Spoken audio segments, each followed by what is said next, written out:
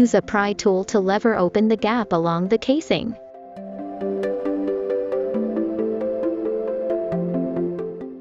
Use a tool to pry open the snap fasteners inside the small cover plate.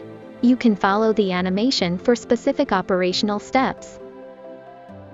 Disconnect the original vehicle's white terminal connector.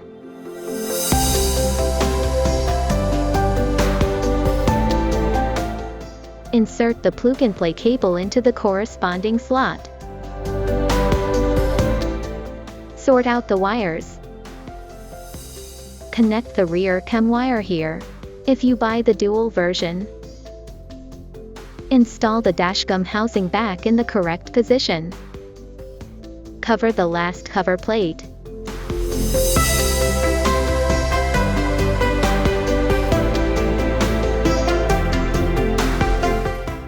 Start the car after installation is completed.